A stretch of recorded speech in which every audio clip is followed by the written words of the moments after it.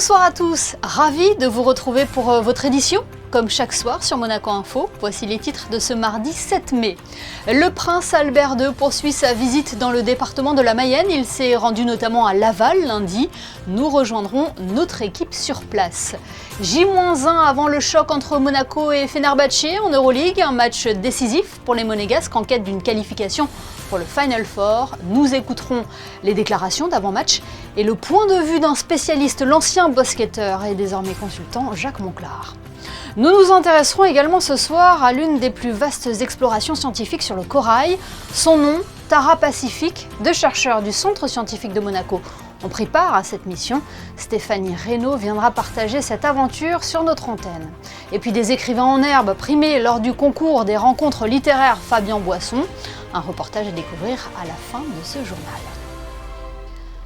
Après Mayenne, le prince Albert II a poursuivi sa visite dans le département du même nom, à Laval et ses alentours. Il a pu découvrir l'excellence mayonnaise, son patrimoine qui contribue notamment à l'économie de la région, voire au-delà. On rejoint sur place Vanessa Dessy et Alexandra Marangoni. Sur le territoire, un tissu économique bat au rythme d'une tradition alliant savoir-faire artisanal et innovation. Deux noms se distinguent, porteurs de l'histoire et de la prospérité de la région. La toile de Mayenne, tel un fil conducteur entre tradition et modernité, incarne l'excellence de l'artisanat textile français. Depuis ses débuts modestes dans les années 1800, cette entreprise familiale a su préserver son héritage. Lactalis est pour sa part un géant mondial dont les racines plongent dans le sol fertile de la Mayenne. Fondée il y a plus d'un siècle, cette entreprise laitière est devenue un pilier de l'économie locale et bien au-delà. La Mayenne, c'est un des départements de France le plus méconnu, alors qu'il est pourtant, il mérite d'être connu bien évidemment, et surtout connu pour ses implantations industrielles. C'est un département bien sûr d'origine agricole et qui ne renie pas ses origines agricoles. Les entreprises agroalimentaires, le groupe Lactalis, le groupe Bell et bien d'autres sont très présents. C'est ici en Mayenne que l'on fabrique le Babybel, sans faire de publicité pour un groupe plus qu'un autre. 1 million par jour, juste pour vous donner un chiffre.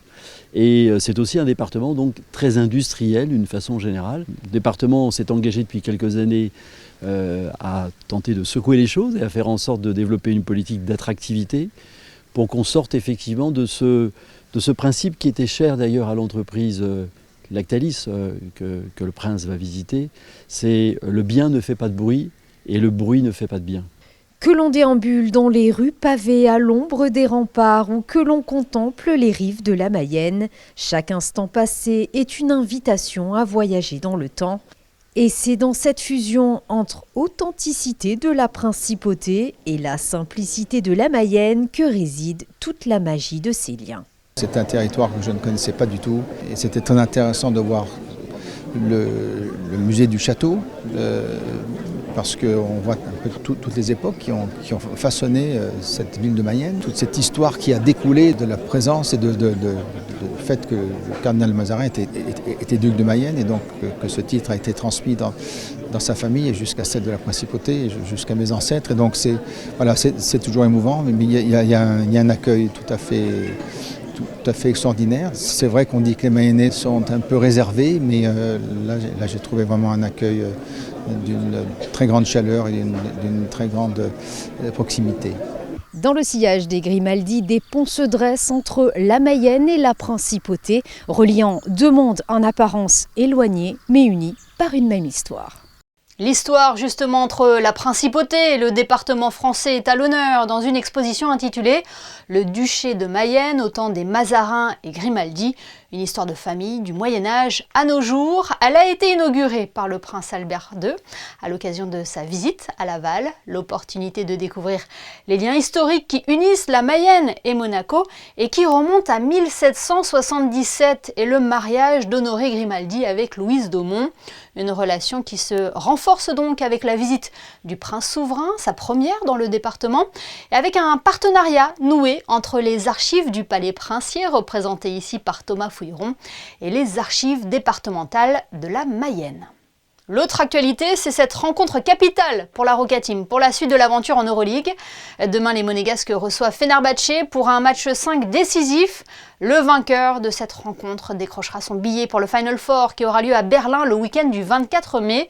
Frédéric Elion et Alexa Vial sont allés prendre le pouls à la veille de ce choc. Ils ont recueilli les impressions du capitaine Yacouba Ouattara, du coach monégasque Sacha Obradovic et de Donatas Moteyounas. Écoutez. C'est le match le plus important de la saison. Clairement, c'est à la vie, à la mort.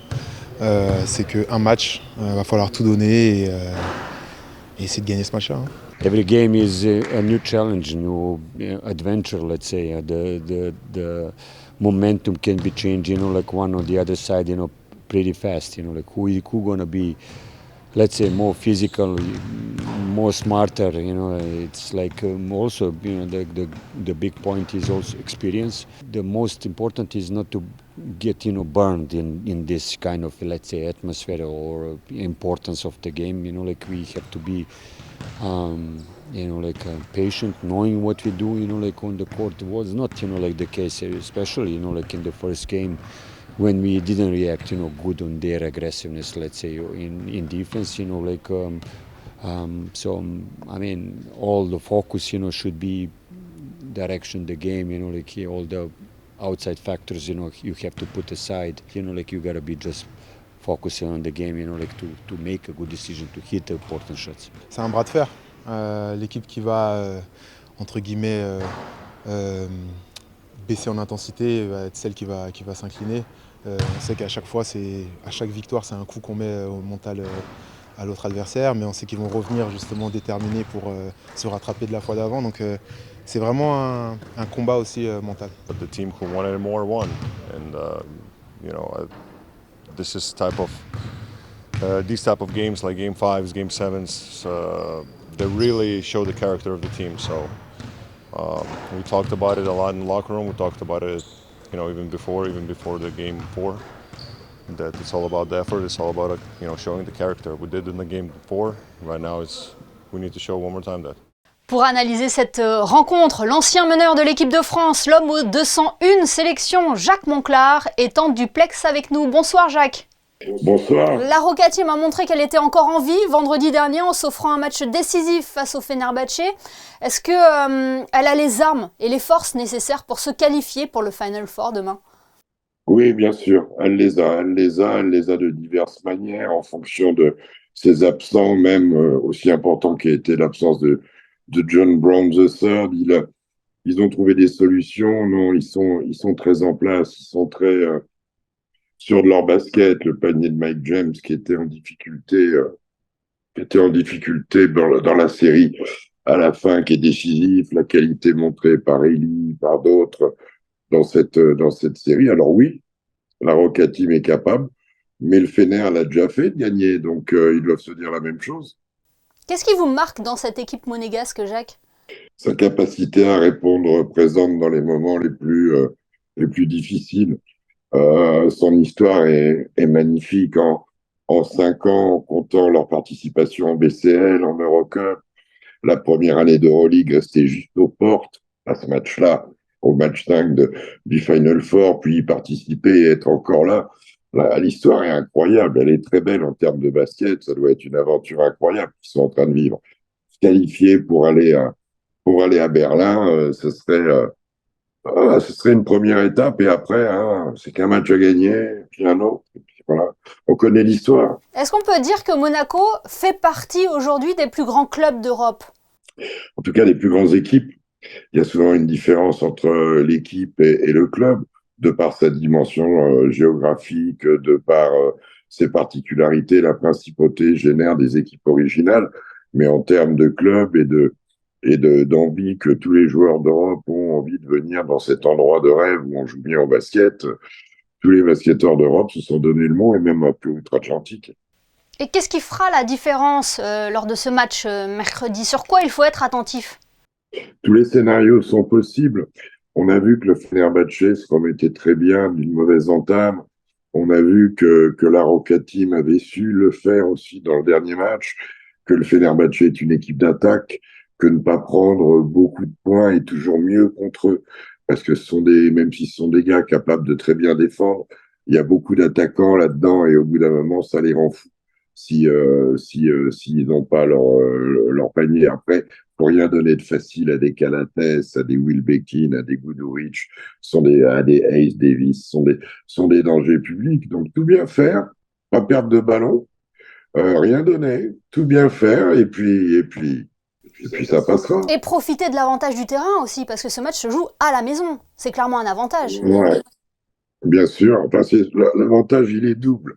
Il est à la fois d'avoir le soutien d'un public qui maintenant est habitué aussi à ces rencontres, qui a vécu contre le Maccabi des matchs comme ça où il faut être là. Bon, bref, il y a une superbe ambiance. L'avantage, c'est aussi de ne pas subir celle du Fener.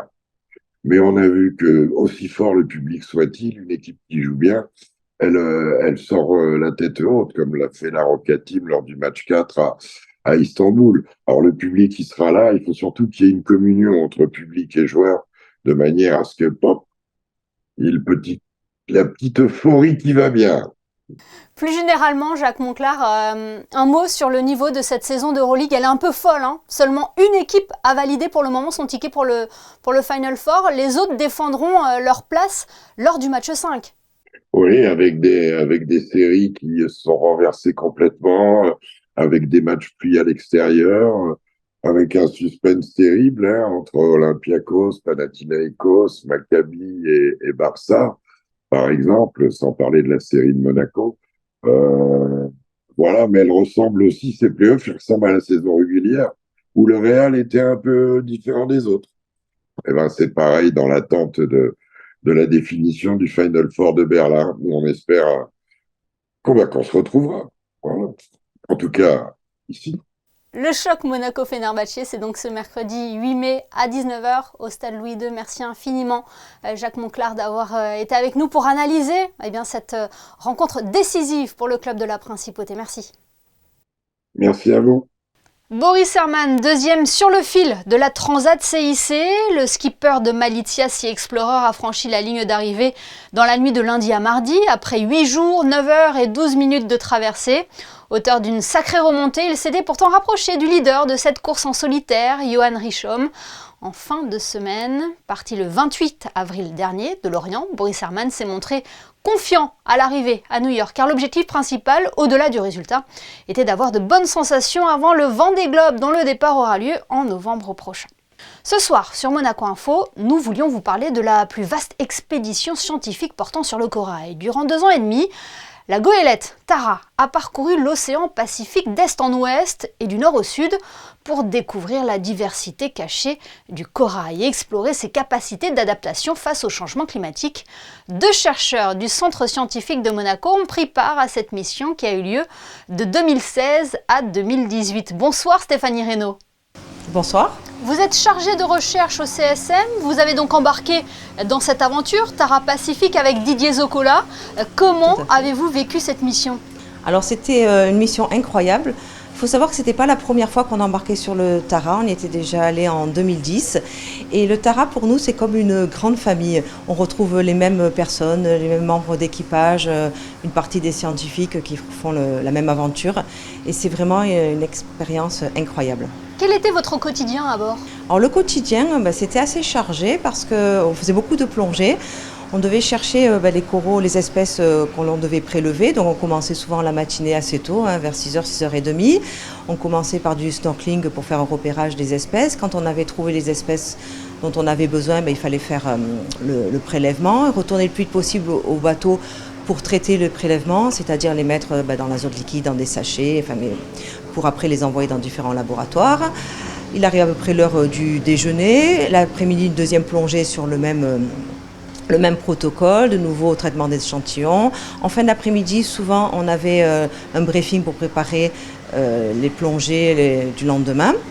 Et après le repas, on préparait les tubes, les étiquettes, donc tout le travail un petit peu répétitif pour le lendemain également. Donc des journées bien chargées. Bien remplies, oui. Cette mission est présentée comme la plus vaste des expéditions scientifiques sur le corail, vous confirmez ? Oui, c'est une expédition qui a duré 2 ans et demi, encore qui a été un petit peu écourtée à cause de la pandémie Covid-19. Elle était prévue pour durer 3 ans, donc sur tout l'océan Pacifique. avec des arrêts sur plus de 40 archipels. Il y a plus de 57 000 échantillons qui ont été ramenés de cette expédition.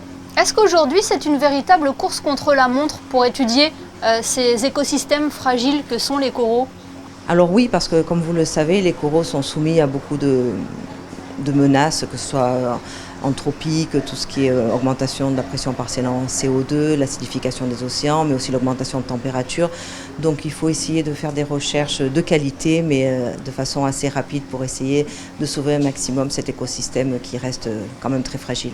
Oui, parce qu'il est important de le comprendre et de le protéger parce qu'il joue un rôle essentiel. Il joue un rôle essentiel pour différentes raisons. C'est vraiment une nurserie pour tous les poissons. Ça veut dire que toutes les personnes qui vivent proches des récifs coralliens, qui sont souvent des populations relativement pauvres, vivent vraiment de ces récifs. Ça amène beaucoup d'argent grâce au tourisme et c'est aussi un réservoir potentiel pour des médicaments parce qu'il y a des molécules sûrement d'intérêt qui ne sont pas encore découvertes. Et si les récifs coralliens meurent avant que ces molécules soient découvertes, on pourrait se priver des traitements, par exemple des anticancéreux. D'où l'importance de cette mission Tara Pacific. Qu'est-ce que cette exploration a permis d'apprendre ? Alors, on est encore en train de travailler sur beaucoup d'échantillons. Tout n'a pas été traité. Il y a déjà plus de 30 articles scientifiques qui sont sortis, donc des résultats incroyables à tous les niveaux, que ce soit des virus, du génome, de l'acidification, enfin vraiment un grand spectre de résultats. Stéphanie Reynaud, quel souvenir garderez-vous de cette mission? Que retiendrez-vous de Tara Pacific? Alors beaucoup de souvenirs, mais surtout l'envie d'y retourner le plus rapidement possible. Au-delà de ça, j'imagine que c'est aussi une fabuleuse expérience humaine, hein? C'est une expérience humaine, parce que quand on reste 2-3 semaines, voire 2 mois, comme est resté Didier Zocola sur le bateau, mais forcément on crée des liens avec les membres d'équipage, les autres scientifiques qui sont incroyables. Parce qu'il faut savoir que le Tara a une particularité par rapport à d'autres bateaux de recherche, c'est que tout le monde aide tout le monde, c'est-à-dire que les membres d'équipage aident les scientifiques dans les prélèvements, dans la mise en place des expériences. Et nous, on aide, on fait le service à table, on fait la vaisselle, on nettoie les cabines, le pont. Donc il y a vraiment une relation, on pourrait dire presque une symbiose entre ces deux mondes et on apprend beaucoup les uns des autres. Eh bien, merci beaucoup Stéphanie Reynaud pour votre témoignage ce soir sur Monaco Info et on suivra bien évidemment attentivement vos prochaines explorations. Merci beaucoup. Merci. La 14e édition des rencontres littéraires Fabien Boisson vient de livrer son palmarès. Des élèves du lycée Albert Ier et FANB se sont munis de leurs plus belles plumes pour faire parler leurs idées. Un comité de lecture a ensuite choisi de valoriser les meilleurs. Coup de projecteur sur ces écrivains en herbe dans ce reportage signé Alban Jean-Jambe, Camille Caloni et Louis Borgia. Ils avaient le choix entre 2 thèmes, l'intelligence artificielle. J'ai décidé de parler de l'utilisation des nouvelles technologies dont l'IA pour générer des tonnes de contenu. Et le harcèlement et les violences scolaires. Sur l'école Invite au vivre ensemble. Les écrivains en herbe ont pu défendre leur point de vue et se livrer sur des sujets d'actualité.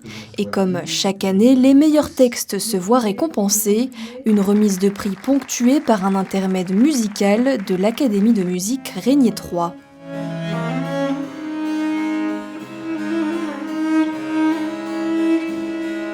J'ai trouvé le sujet assez intéressant parce que l'école c'est un sujet qui nous concerne tous et j'ai trouvé ça intéressant de le faire par écrit et d'expliquer ce que je pensais et que des gens le lisent et vraiment réfléchissent à ce que je suis en train de dire parce qu'au final la voix la plus importante c'est celle des élèves. Moi comme j'ai parlé de l'IA, j'ai parlé du fait que ça va beaucoup influencer notre futur parce que beaucoup de métiers vont être remplacés ou complètement submergés par les IA. Ce seront des technologies qui seront retrouvées dans de nombreux domaines. Et c'est pour ça que j'ai décidé d'en parler, peut-être de prévoir un peu le futur et même d'en parler sur les utilisations aujourd'hui et ce qu'on pourrait en faire aujourd'hui. C'est quelque chose qui change de nos cours habituels. Donc personnellement, j'ai trouvé ça très enrichissant au niveau de la langue et surtout du partage qu'on avait pu avoir avec le prof. On s'est aperçu que ça réveillait des vocations. Beaucoup veulent devenir journalistes, responsables politiques, responsables littéraires.